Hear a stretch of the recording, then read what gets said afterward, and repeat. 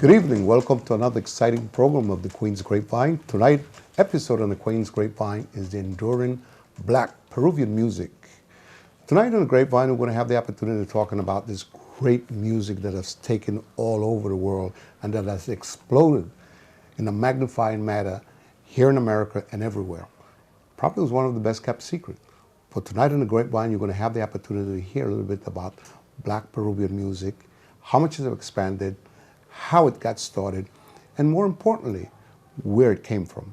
Most of that music came from the ancestors, their ancestors from Africa, who was brought into slaves in Peru back in the 15 and 1600.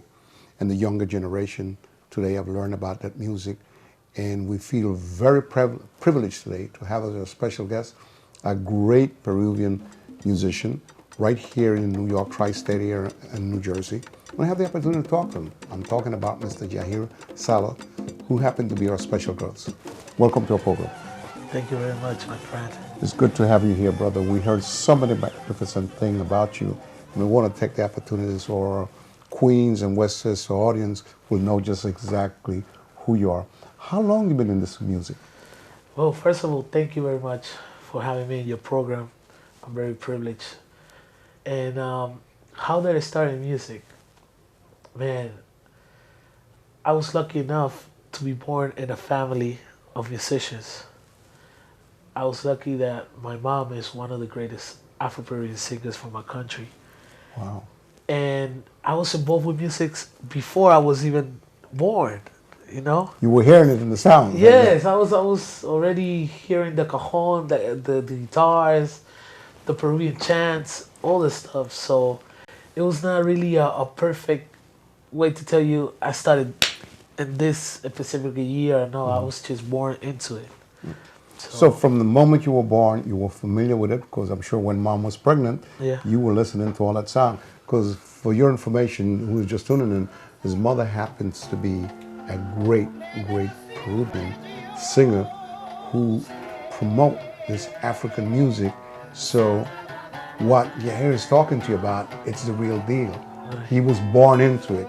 And it's so important to know also that you had the opportunity to play with your mother's band. Talk to us a little bit about how was that and how you got started. Yeah, I was always playing around the area where my mom used to rehearse with her band. So when I was 3, my mom had to do a special, her 20-year anniversary, something like that. And I was like, Mom, please let me play a little bit somewhere. I was 3 years old. So my mom did what is called contrapunto de cajones. It's like a co-response between 3 or 4 cajones. And she put me in the middle of the little part of the show. And go for yourself. And I just went for myself, and I just fell in love with the fact of being on stage. With that, it's like you get like a superpower. You know? The energy. The energy of people just looking at you and admiring you for something you have inside, for that energy that you giving them. So at the age of 3, I started to do that, and my mom was like, okay, I can have that part of my show now and then. So I started playing with my mom when I was 3, but my mom never actually paid me for doing this job, you know. I was just being a part of that little part of the show. But when I really started working in my mom's career, my mom always told me, when I think you are ready and when I think you know a lot, or you are very, how can I say it? Very committed to this type of music, and you already learned the basics of this music and understand what this music is about, and understand that it's a lot of pride in this music, I will let you be my musical director. I will let you be in charge of the music. So that happened until I was actually 15, 14 years old. So she wanted to make sure that you were serious about it. Yeah. She wasn't pushing you. She wanted to see that energy coming out of you and make sure that you were committed to the process. She was always telling me, she never pushed me into music, because years later we had a talk, and she was like, I knew from the first time I saw you, you were going to be a musician. Wow. But Wow. I want you to make that decision for yourself. So when I was little, I knew that was my life, but I had to understand what it took to be a musician, you know, And the commitment of it and the also. commitment. And by the way, I still went to college. I graduated from psychology. I did all this stuff because my mom wanted me to be somebody with a degree s- somewhere else, music, you know. But that was not my life. She knew I was not going to be working as a psychologist, but just to have something to fall back on. Well, this is one of the things that we respect about your mom. We took the opportunity to read a lot about her, her career, her commitment to the music and the Afro Peruvian music. But what I love is what you just told me. Right, Just in case, she made sure that you went to college, right, that you got an education, so you had something, if you didn't make it in music, that you could fall back on. right. That's what I'm talking about, a solid parent and a committed parent. You want to be in the music business? Okay, I'll let you. But you're also going to go to school and do your Yeah. thing and make sure you finish. Yeah, she always told me, knowledge, it doesn't take any space. The more you know, the more you research, you're gonna value more yourself. You're gonna know who you are. You're gonna be grateful for what you know, and you're gonna become a better person. Well, that's very interesting. We also read a little bit of your bio. We understand that at a young age, that even though you was playing with your mom's band, Yes. you took some lessons from a professor, I think it might have been Gomez. How was that like? His name is Luis Gomez. I. This is very special for me. This is special and funny because Luis Gomez was the cajon player for my band, for my mom's band. But Luis was not the greatest cajon player in the world. He was just a good. He was good. He was good. He was not a virtuoso. He was not amazing. But he had the love For the music. for the music and for me. He saw me since I was in my mom's belly, and he was the first one to grab me and said, "Sit down at the cajon." You know, what he was teaching me was wrong, technical wise, but it was right at the same time. You know, so I owe 85% of my ability to play and love this type of music to him because he was the first one to tell me, you like this. And you can do it. Exactly. So there's a certain amount of gratitude Oh, it's a lot. to knowing that he took that time to somewhat mold you into that Yes. type of music a little bit. And he's not known, nobody knows him, but I know who he is. And that's, And that's the most important Yes, part yes. because you are where you are today because some of the footprints from him Exactly. got to you. I think in your bio you mentioned certain rhythm beats, how we taught you how to use your fingers Yes. to get the best out of the sound, which I found very interesting. A lot of people talk about writing song, but they don't tell you how they did it and what they feel. So when you put that in your bio, to me it was somewhat of a fulfillment Yes. to see that you remember those things of where you came from and the opportunities. you have to, I mean, in order to have, to be successful in life, you have to go back to basics. You have to go back to where you started. And he is the one where I started at. That's where my bio should always start. Very powerful, very powerful. Yes, I mean, if we are not grateful for who help us, It's sad. It's sad. yeah, man, you have nothing. You're 100%. One of the things that we found very interesting, when we talk about music, break it down to our audience who might not be familiar with it. ¿Qué es el cajón? What is el cajón? We know already how you got started in Right. it, but your expectation when you started with el cajón and how people from Peru view el cajón. The cajon is for me, which I am a costeño from the coast of Lima, where this instrument is born, as an instrument, like the final cajon. This is the most important instrument in Afro Peruvian music, we are very proud of that instrument. I could tell you that maybe more than half of the popularity in Peru knows how to play cajon. Wow, wow, wow. At least most of the Afro Peruvian people know how to play cajon. So that tells you a lot how important is cajon to our society. And the love they have And for it. they love, exactly. But to tell you a little bit of the background of cajon, if you want me to tell you, I do want you to. it comes from the slave, where it came from the side of Angola, that part of Africa, that we had a lot of immigration from that place Into Peru. into Peru. It took a little while to get the real shape of the cajon like it is now, because before it was a donut. It was kind of like a donut. They call it checo. And So it wasn't into the box shape that it is it right was now. not. It was not. Okay. It didn't have a hole on it. I mean, it had a big hole in the back of the. It was like a donut. It was made of out of calabaza. How you say that? Yeah, I know. Yeah, that they use to wash with the water and stuff like that. Yes, Okay. exactly. And they made that first, but because in the 1600s,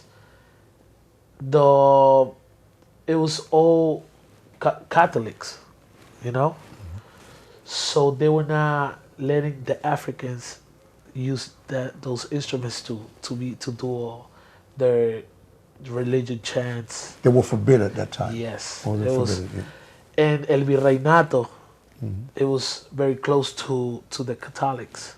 So they were like, no, you cannot play no more. So they were used to hide And do it. and do it really quiet, you know. That's why one of the patterns is called festejo. It's being joy. A joy festival.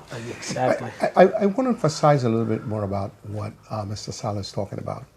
You need to understand the full, rich history of Peru and the African music. All people was brought there as slaves in the 16 and 1500. And despite trying to work in the farms or wherever they put them to work as slaves, they had their own music and they wanted to express themselves. They wanted to have a certain amount of joy, because as a slave, all you do is work for your master. And they were forbidden.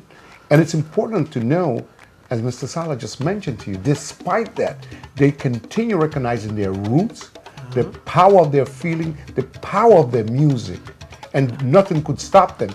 And today, that Afro Peruvian music is recognized worldwide thanks to those ancestors who continue doing their thing and passing on the knowledge of el cajon, their music, and the African feeling to the youngsters coming up. Yeah. And the Catholics didn't want them to play. It was not because they didn't like the music, it's because they didn't understand what they were saying.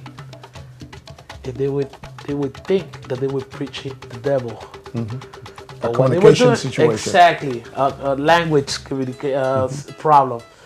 But what they didn't really understand, it was that they were just praying for And good relieving stuff themselves. and relieving themselves, because it was a change for them. You took them out of their home, like us immigrants. When we first come to the States, we feel lost. Sure. We need our family. And you have an identify crisis at the time. Yes. Yeah. Yes. So that must have been very, very difficult for them also. And as the year and time passed, when would you say the Peruvian community started realizing the power and importance of this music? I mean, we know the importance of this music way back, but we didn't realize how important it was to the world. I can say when after the internet started to happen, you know, because when we were in Peru, we know to us it was good. But now that all the internet and all the media stuff is happening, Exposure. everybody knows how to. I went to Australia 2 years ago, and I was traveling with Pedro Martinez's group, And I had this guy send me a message by Facebook and says like, I thought he wanted to take classes with me of bongo and congas because that's what mostly I play in the band. But he was like, no, I need to play. I want to learn the cajon rhythms. I was like, wow, man. I'm in Australia. I'm like 25 hours away in a plane. And you touch a nerve. And I'm like, I'm doing my music. That didn't happen before. Wow. You know? Wow. So thanks to the media and the internet and that And stuff. exposures. Now it's really important. Now you can play cajon in any type of music. That's you good know? stuff, man. And very that's good stuff. exactly that's thanks to the Paco de Lucia who took it to Spain and did some flamenco music with the cajon in their own way, which I respect and admire. But it did help us Sure. a lot. To give it more exposure. Yeah, of course. To give it more exposure. Because Paco de Lucia had a lot more exposure than what Peru Negro had at that time. Exactly. So it did help us a lot. It did To get the word out there. Yes, it did open a lot of doors for us, and we have to be grateful for that. And that's a good thing. Yeah. When we get back in the Queen's Grapevine, we'll continue talking to this great cajon player, percussionist, Jhair Sala, who played with quite a few groups in the New York and Jersey State area. He started in his mother's band and has moved on to bigger and better thing. He's a tremendous musician. We even had the opportunity to play with the oldest daughter of Mongo Santa Maria. But when we get back, we'll get into that. We're going to leave you with a little taste of just who's Mr. Sala is as you watch him doing his things on the drums and on the cajon. We'll be right back.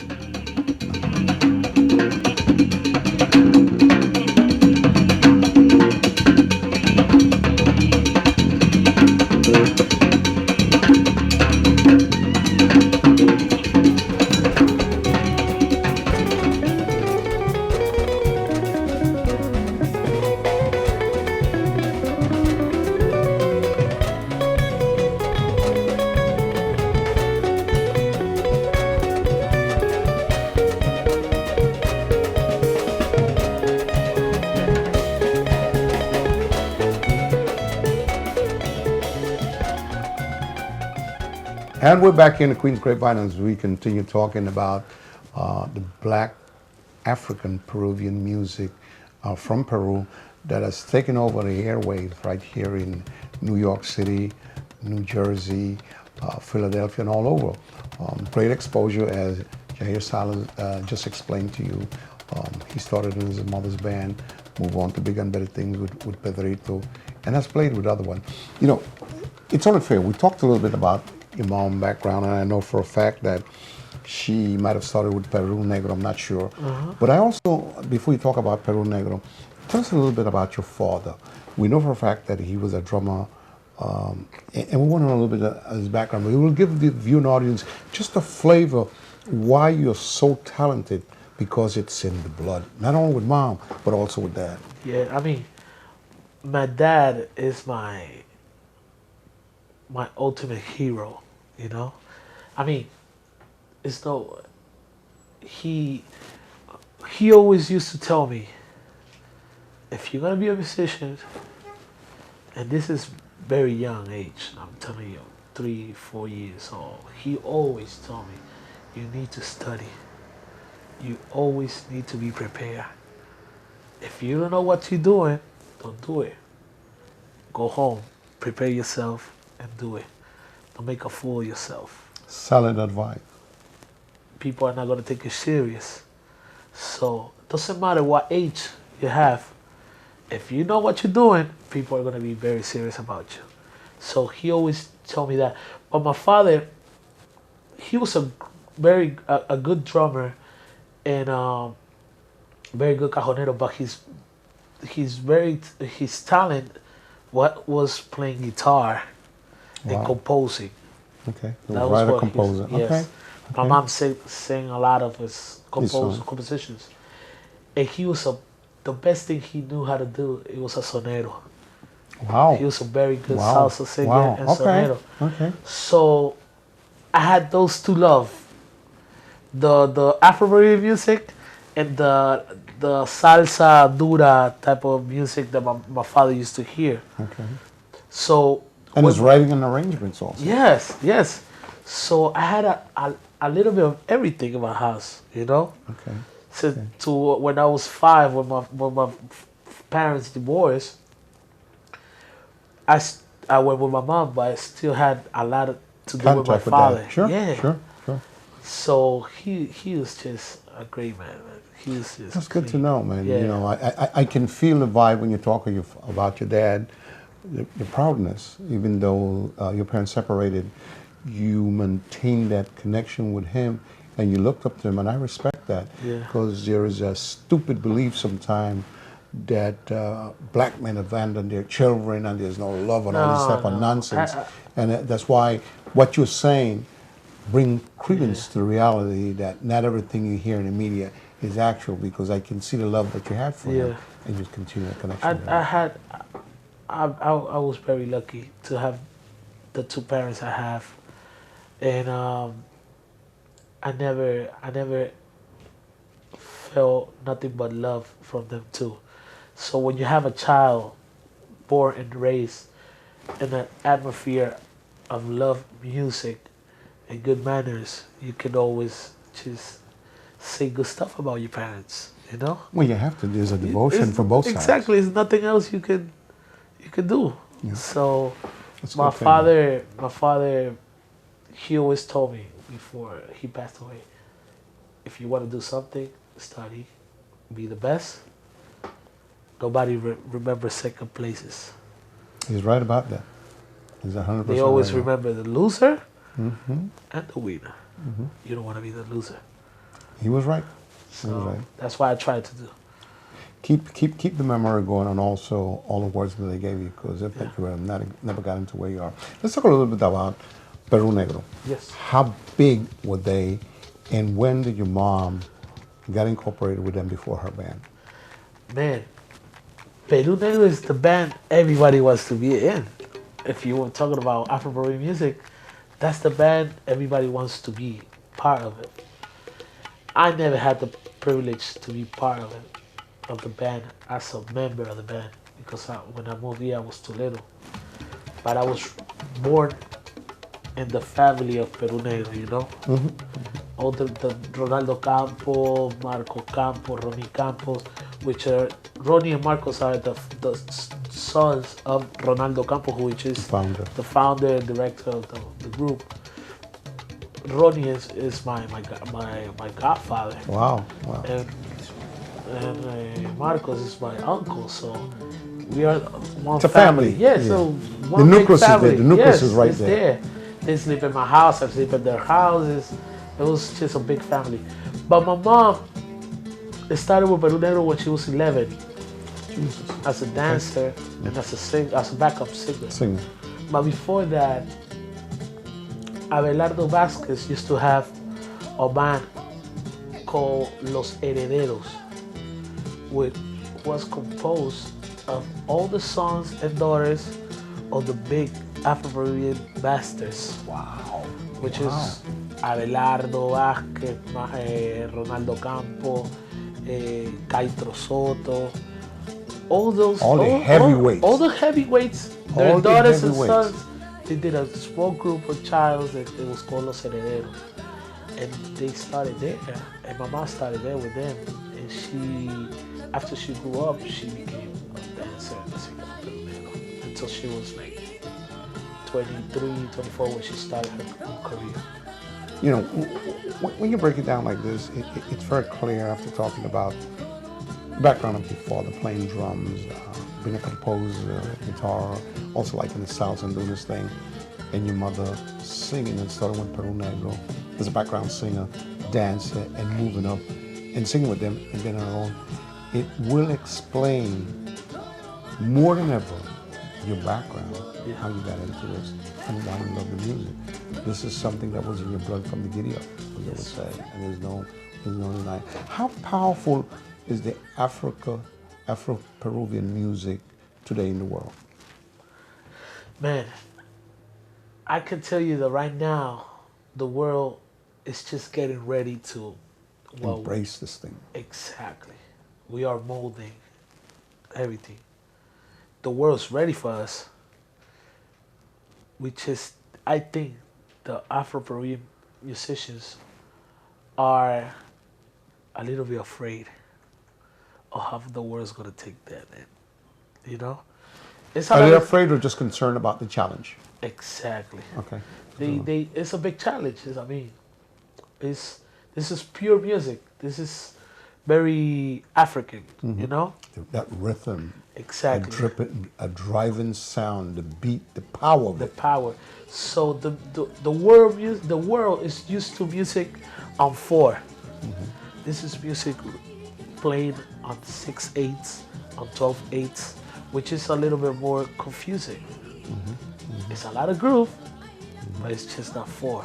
It's not It's beyond that. it's king, king, king, king, king, king, king. It's another groove where the world has to just take it in, you know?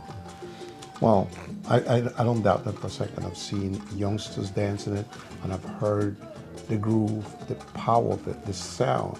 And I myself have gotten caught up into it, even not having a great experience with it. Right. I know music well, but that music, the few times that I've heard it, I mean, It drives you. yeah, it drives me. That groove gets the best of me. Well, let me just say this. This is part 1 of the show. We want to thank you so much for being our special guest, for imparting all the things that you have experienced over a period of time, even though half an hour is not enough time to talk about the things that you have done. So we're going to do a part 2, but we don't have words to thank you for being our special guest and to being so kind to impart the magnified beauty of this music and how it got started in Peru and where it's going. No, I just have to be thankful for you, my brother, and thank you to all your viewers. And I'm here. I'm your friend. I'm your guys' friend. So anything you want to know, the little bit I know, share with you guys, and I'm thankful for that. That's good enough for us. On behalf of the family of Grapevine, we want to say thank you so much for watching this show and enjoying the sounds of this great, great, great Peruvian musician. And again, we're going to have him on part 2 of this show talking about the music of his ancestors, talking about the power of the black Peruvian music. And again, this is Warren Fursley saying good night for the Queen's Grapevine, and thank you so much for watching our program. We hope it has been an enjoyment to you.